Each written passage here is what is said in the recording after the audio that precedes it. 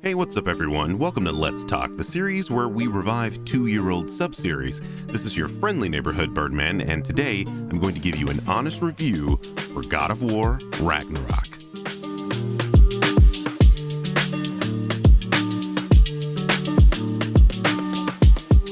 So if you're new to this series, and why wouldn't you be, the last one I did was in 2021, I break games down into 5 sections that I believe matter when talking about a game. Each of those sections can receive a maximum of 20 points for a total of 100 points overall. First up are the graphics. These belong to the Giants? These are the Giants. What? God of War Ragnarök is one of those in-between generation games that released on current gen and last gen hardware. This means not only did the devs attempt to compromise between the two platforms, potentially hampering the PS5 version, it also means that your mileage may vary here with this review because the versions are very different performance-wise. I streamed this game on the PlayStation 5 in favor performance and high frame rate mode, which places the game in 1440p and an unlocked 60 frames per second. The game does allow for VRR, which can get the frame rate up to 120 frames per second, but my monitor unfortunately only has HDMI 2.0, which limits my HDMI options to 4K 60 FPS. The PlayStation 4 version sticks the game at 30 frames per second no matter what setting you choose, so for the purposes of this review, I am mainly talking about the PS5 version. This game is gorgeous, guys. I honestly couldn't find anything wrong with the graphics in this game, and believe me, as primarily a PC gamer, I looked. From the crystal clear image quality to the buttery smooth performance, this game is a visual treat on PS5. 10 years ago, I thought Killzone Shadowfall was the pinnacle of particle effects, but this is Particle Effects, the game. Normally, when you have so much going on screen, performance takes a hit in the form of frame rate dips, and I'm sure this game does, but it isn't noticeable during gameplay, and I don't think I ran into a single hiccup in my 24 hours with the game. The game is set during Fimbulwinter, one of the precursors to Ragnarok, and the game depicts this doomsday scenario beautifully. The snow reacts realistically to footsteps, and the deeper the snow, the deeper the tracks. This is a level of fidelity they didn't have to put into the game, but they did, and it serves to fully immerse you in the bitter cold of this world. And then the game transports you to the other realms and you're suddenly awash in the brilliant colors of the jungle realm of Vanaheim and later the stark cliffs of Asgard. No matter where you find yourself in this game, the level of detail and clarity are some of the best in gaming. If I had to pick nits, I would say that this isn't the best facial animation I've ever seen. While good and certainly more than passable, it's not the level of Horizon or The Last of Us Part 2, games I didn't necessarily like, but absolutely killed it when it comes to facial animations. Those games make this one look about average on this front. Again, I'm certainly nitpicking because what is here is decent enough that it wasn't at all distracting, and I can give it a pass because of literally everything else.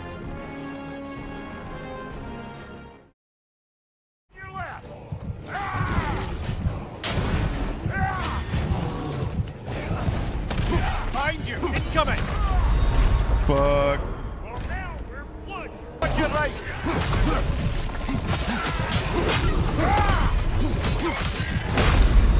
Wet crap! Did you get God? Fire in the hole! Fuck, man. Ah, it's a fine mess. This is where I'm going to break some hearts, and I have a lot to say, so strap in and pop some corn. Both the gameplay and the controls are the worst aspects of this game.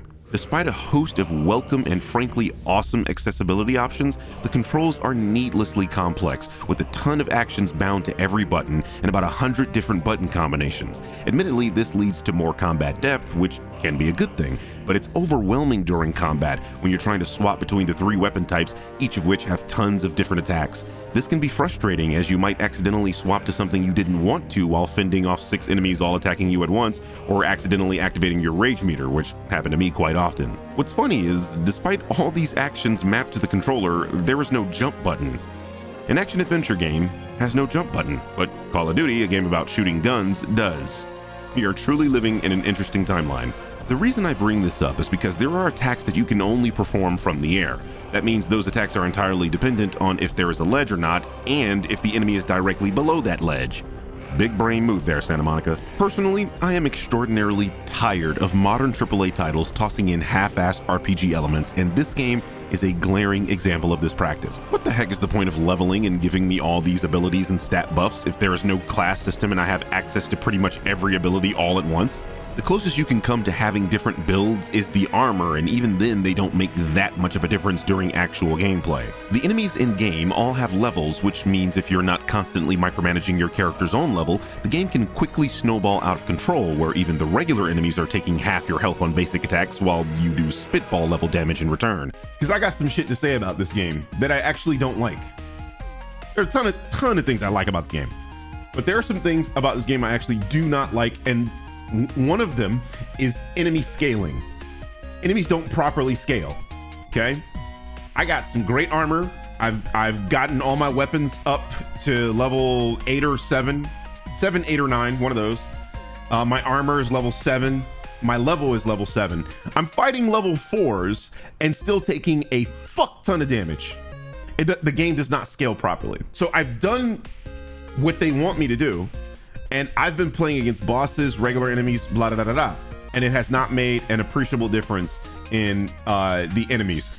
I still get hit, and it takes like that much fucking health from 1 or 2 hits. It's ridiculous. The most mind-boggling part about this is that there are difficulty options. Think about that for a second. Why are there difficulty options in a game where the enemies have levels? That is the half-assed part. RPGs are mostly incompatible with modern difficulty options because the enemies in an RPG are supposed to progressively get more difficult as you go on, thereby providing a robust and well-rounded challenge that allows the player to grow organically over the course of a game.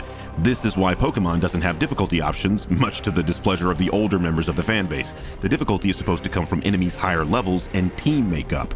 But that is inherently the problem with doing pseudo-open-world games that have tacked on RPG elements such as levels. If they don't artificially raise the enemy level in concert with yours, you run the risk of running into an area where you are outmatched too early, which in turn makes the leveling mechanic pointless in the first place. So the solution is to either have your RPG or forego those elements and do a traditional difficulty system. What this game's higher difficulty does is simply make the enemies spongier and you more brittle. This is tedious and lazy game design, because instead of making enemies smarter by having them intelligently use the tools already available to them, such as their shields and dodging ability, it turns the game into a bullet hell where you do pitiful damage and must utilize hit and run techniques the entirety of the game. Even on normal, this becomes the case later in the game if you are not doing side missions to upgrade your armor and weapons. It's completely incongruous with the narrative of you being a god-level being with super strength and durability, but some rando level 3 enemy kills you in 2 hits. And those 2 hits, you probably didn't even see them coming, because enemies can attack you off screen, and there is only a tiny dial around Kratos' waist that lets you know where the attacks are coming from. This could easily be remedied by pulling the camera out during combat, but for some reason the devs think it's better if we are over Kratos' right shoulder while being attacked from all angles. I can't tell you how frustrating it is to get stun locked to death because I got hit by something off screen while I was trying to deal with the 5 enemies in front of me. Other games do this better by forcing the enemy AI to attempt to enter your view before they can attack you, technology that has existed since Devil May Cry 3.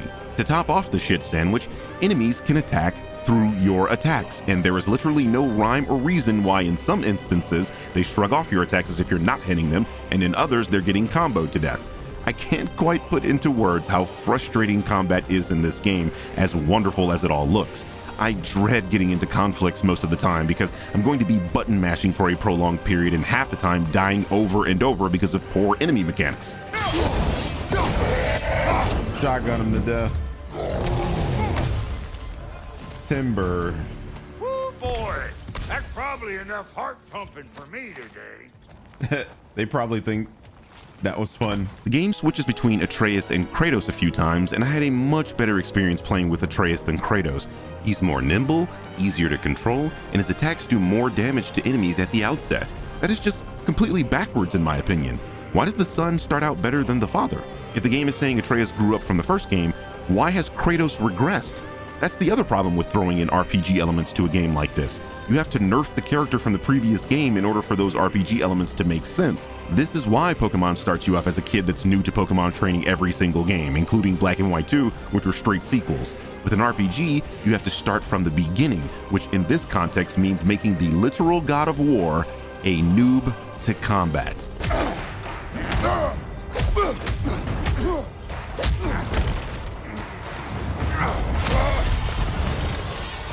This is for Moody! Another thing I didn't like was the insanely cluttered menu and user interface. No, seriously, look at this mess. A person new to this game is going to be completely overwhelmed with all the text, options, submenus, and currencies on the screen. And everything uses a different form of currency in this game.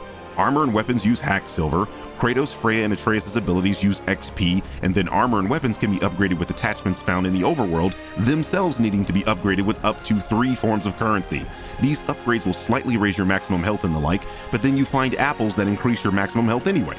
That is incredibly convoluted for no reason. The best aspects of the gameplay are the surprisingly varied and intense boss fights. Despite fumbling with complicated controls, I had an absolute blast fighting the numerous bosses in the game, and honestly, I wouldn't mind if this game was like Shadow of the Colossus and gave us nothing but boss battles.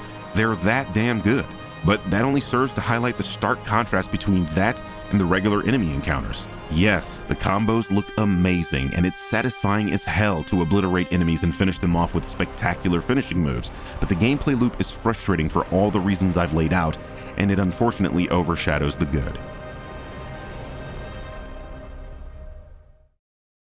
And what makes you think that? 'Cause last I heard tell, she was running with that beefwit brother of yours. Freyr is not a part of this. Well, my hunch says otherwise. Scrote, too. As I mentioned in the graphics section, the game features multiple realms one can travel to. Like almost all AAA games these days, the game is a semi-open world that you can generally explore at your leisure. Personally, I prefer when games are more linear, that way you don't miss important items if you're playing a more story-focused playthrough, as I tend to do as a streamer. It's very important that you explore this open world, or the enemies will simply leave you behind and you'll have a much more difficult experience. The game takes you through these 9 realms and tasks you with defeating a large enemy at the end or finding an important artifact that will progress the story. Being that we are exploring Norse mythology, each realm has a different enemy type that fits the aesthetic of that realm and are generally varied enough to keep everything interesting. The environments themselves are gorgeous and fun to explore, if a little barren and obtuse with regard to where to go, because the map system kinda sucks in this game, but more on that in a bit. These levels all have puzzles that vary from easy to, okay, what the hell do I do here? Maybe we need to drop it down again? 'Cause that's the thing right there, man. Oh, you know what? Maybe we need to aim at it from a higher angle. Hey, I'm smart sometimes. Some people will have an issue with the very slight hand-holding the game does regarding puzzles, but if I'm being honest, I don't mind that one bit. If I can't figure it out, I like when the characters in the game give me hints. I think a compromise that can be struck is at the beginning of games that feature puzzles, ask the player if they want hints or not. Those of us that don't mind them can have them, and those of us that do can have the character shut up. And I will agree that sometimes they need to shut up.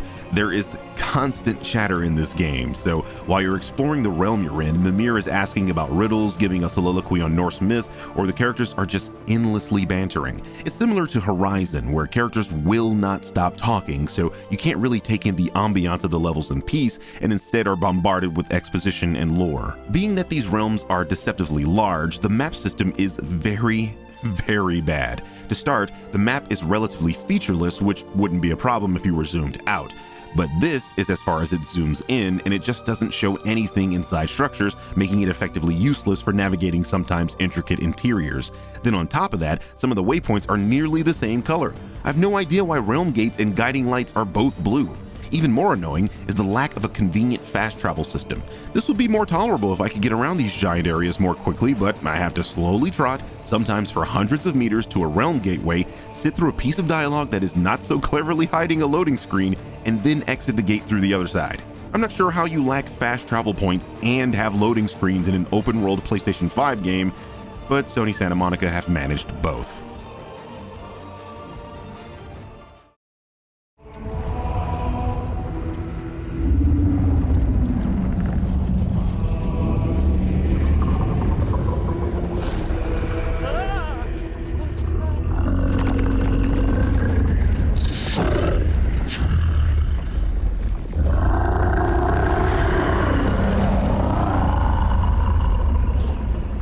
God of War Ragnarök splits the narrative between the Greek former god of war Kratos and his son Atreus. As mentioned earlier, you spend about 60% of the game playing as Kratos and the remaining 40% as his son. This divide gives you unique perspectives on the story, as Kratos seeks to protect his family during the onset of an apocalyptic event known as Ragnarok, while his son is trying to find out who he really is and what part he plays in this universe's events. In doing this, the game gives you opposing perspectives on how best to approach their relationship, and I think the game does a lovely job of giving you reasons to support both.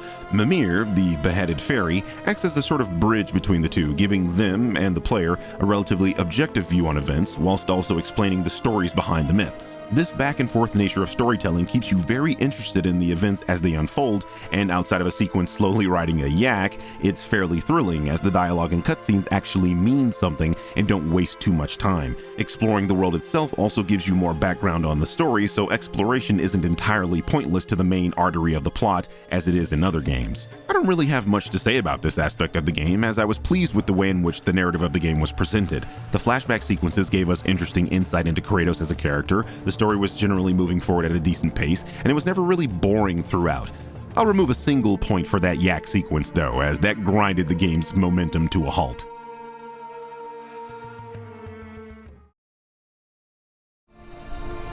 You're a good boy. A brave boy. Fast and strong. But you can rest now. Okay? I'll be okay. You can let go now. You have to let go. God of War Ragnarök follows 2018's God of War, itself a sequel to God of War 3. For killing Baldur, Kratos has caused the onset of Fimbulwinter, a 3-year never-ending winter that signals the onset of Ragnarok. Swearing vengeance on Kratos for killing her son, Freya ambushes Kratos and Atreus while out hunting. After surviving the attack, the duo are approached by Thor and Odin, who threaten them to abandon their search for the Norse god of war, Tyr. Kratos does Kratos things, which pisses off Thor and Odin, bringing the trio into conflict. Kratos and Atreus then discover the prophecy predicting the events of Ragnarok and go on another adventure to gather allies and find Tyr so they can oppose the might of the Allfather and cause Ragnarok. It should come as no surprise, but this is the strongest tenet of this game. From the absolutely incredible performances to the intense and sometimes heartbreaking events, the story in this game is spectacular. It opens with a bang as Thor bursts onto the scene demanding to see the ghost of Sparta. From that moment, the game's plot grips you and never lets go. This game is one of the strongest narratives in any medium, let alone gaming. They do genuine legwork to turn one of the most brutal and angry characters in gaming into a compelling and empathetic hero. This game had every opportunity to make Atreus an annoying and angsty teenager, but reels him in at just the right moment to the point where you just fall for the character. The moments between Kratos and his son can be fiery, but they can also be wholesome, just like a real family. The themes of growing up and perhaps even apart to fulfill one's destiny hit home with me. The supporting characters are incredibly colorful and just bursting with personality. The game does a lot to endear you to Freya, Mimir, Brock, and his brother Sindri. You truly care about these individuals. I cannot stress that enough. Every cutscene delivers, and you just get lost in the rich reimagining of Norse mythology. There's never really a dull moment as the performances of the actors carry the scenes, and you feel as if you're watching a well-crafted television series, one where you are a part of the action. This is something I can practically count on in nearly every Sony first-party exclusive, because I know these studios actually give a damn about the stories they're trying to tell. From the insane amount of dialogue in this game, you can tell the Norse research team really knew their shit, and you can genuinely learn things about this culture that you may not have known. I always appreciate when a game can teach me things. In the end, I enjoyed my time in Midgard with Kratos, his son, and their insane friends. Struggling through the gameplay is well worth finding out what happens to these people. It's often hilarious, never boring, and at times, somber. But overall, I can say that with games like God of War Ragnarök, we've reached a point in gaming where storytelling might just usurp everything else.